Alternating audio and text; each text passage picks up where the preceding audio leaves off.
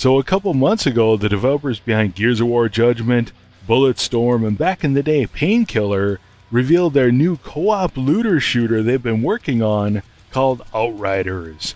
In this video, I'm going to go over everything we know about Outriders so far. Hey guys, this is Chris with B&B Gaming. Welcome back, and I hope you're doing amazing today.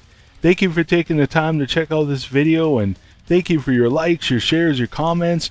They definitely help me out by letting YouTube know that you like the video, which, gives me a little bit more traction, a little more exposure. So you definitely help me out, and I thank you for it. So to start with, guys, what exactly is Outriders? So the developers behind Gears of War Judgment, Bulletstorm, and I believe they were heavily involved in Fortnite's Save the World, or whatever that mode is called. Anyways, their name is People Can Fly, and they actually broke free of Epic, so they're an independent studio now.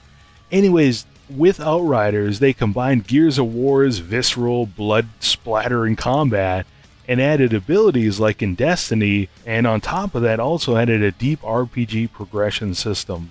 So hearing all that, you're probably thinking, is this just another games as a service like Destiny, The Division, or even Anthem? That game was terrible. Well, anyways, the developers confirmed that Outriders is a complete journey. It's not a games as a service, so you pay your $60, you get everything. So along that same lines, you're probably wondering, are there microtransactions? And they've confirmed that there are no microtransactions in Outriders. So you buy the game, you get everything, which is very welcome. Now, another question you might have about Outriders is, what makes it unique? Now, from all the gameplay I've watched, it seems like they're combining the visceral, gritty gunplay and feel from the original Gears of War trilogy and adding on top of that powers like Destiny, but making those powers much deeper. And on top of that, they're adding a deep skill progression and a loot system. So it has gear rarities, so it has legendaries, uncommon, common, etc. And from what I've seen, it also looks like they're going to have boss weapons. As far as this story in Outriders, it seems kind of generic. Basically, the Earth is uninhabitable or something, so there's a colony of people flying around in spaceships, and we get a signal from this planet called Enoch, and we go to the planet. Now, they send down the Outriders, which are who we are going to play as. Now, Outriders actually is a real thing. Back in the Old West, when they'd have these big cattle drives, they would send out a couple riders out in front of the herd, maybe 5-10 miles, to scout out the best places to cross rivers and to identify any hostiles along the way. So basically, us as the Outriders are going to be sent down to Enoch to investigate the signal. Now, from what I've seen, this is basically the prologue of the game, or the tutorial level. Essentially, we go down there, look for the signal, and we encounter the anomaly. Now, the anomaly massively affects everything it touches, so humans, wildlife, plant life. So it instantly kills some, mutates others, and some it turns into the Altered, which essentially we have superpowers. Now, in the prologue, some of the Outriders are killed, and we evidently are not, and essentially we fall back and go into cryo sleep for 30 years. What a hero. Run away! Let's go into cryo sleep. Well, anyways, in Outriders, we are asleep for 30 years. Well, evidently the signal wakes us out of cryo sleep, and the anomaly has given us powers and abilities. Now, during the 30 years we were in cryo sleep, the anomaly transformed Enoch. So basically everything on the planet is extremely hostile. As far as what's left of the colonists, they've either joined the ECA or the insurgents. So the ECA is kind of a rough, civilization, where the insurgents are basically survival of the fittest. Now, the situation we awaken to is the ECA and insurgents are trapped together in this valley, and they're fighting over dwindling resources. Well, anyways, one of the gifts of the anomaly is that we, as an Outrider, can open a path out of the valley. Now, as an Outrider, we can open a path out of the valley, and we're going to be leading an expedition to find the signal. Now, as far as the tone of the game, they're really emphasizing, like Gears of War, a real bleak and dark environment. For example, one mission I saw in gameplay is we have to shut down this child slavery ring or something that evidently the ECA was allowing to go on because it kept the soldiers happy. Wow. Now, as far as gameplay in Outriders, they're saying it's a 1 to 3 players co-op experience. So if you want to, you can play the entire campaign solo or with up to 2 other players. And they're saying that the co-op is drop in and drop out. And you're probably wondering, because it's inspired by Gears of War, if we're going to have like useless AI companions. And they're saying no, there will be no AI companions. So we don't have to worry about Dom picking us up.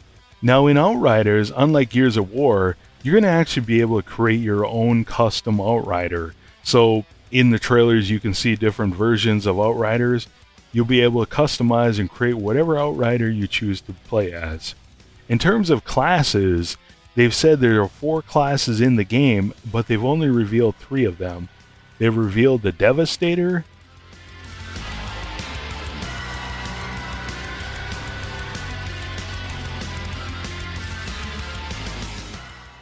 the Pyromancer,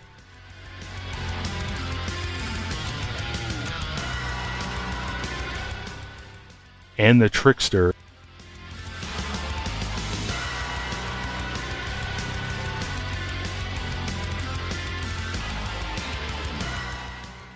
Now, one interesting thing about the classes is you won't be able to change between classes in your playthrough.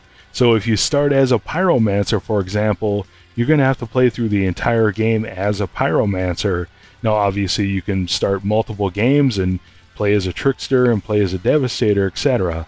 They've also confirmed that you can have multiple, for example, Pyromancers on the same team or Tricksters, etc. So you're not going to be locked into playing one class and another person has to play a different class, etc. So you can have 3 Pyromancers, 3 Tricksters, 3 Devastators, etc. Now they also have revealed that the level cap is 40, and they've also teased that there is an endgame, but they really haven't said much about it.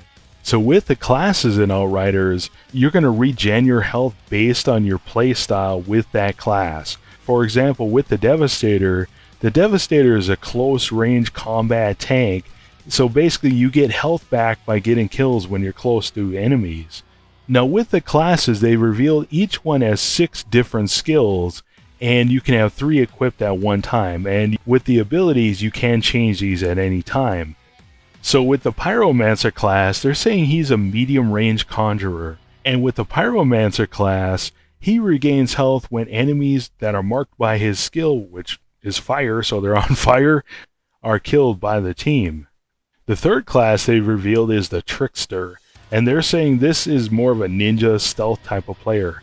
Now, one thing that's interesting about the Trickster is it says that close range kills refill his shields, not his health.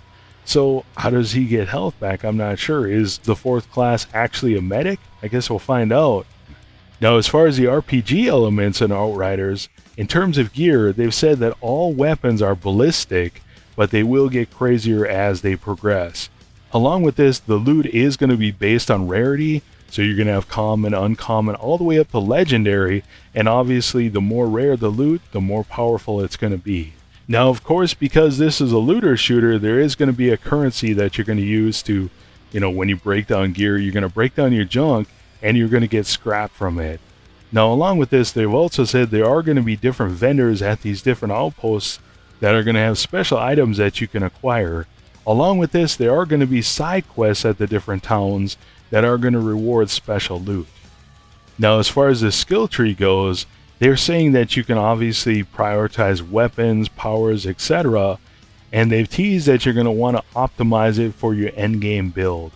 Now, as far as difficulty in Outriders, they're using a world tier similar to like Anthem, where it has 15 different world tiers, and the higher world tier you play on, the better guns and loot you're going to be able to get.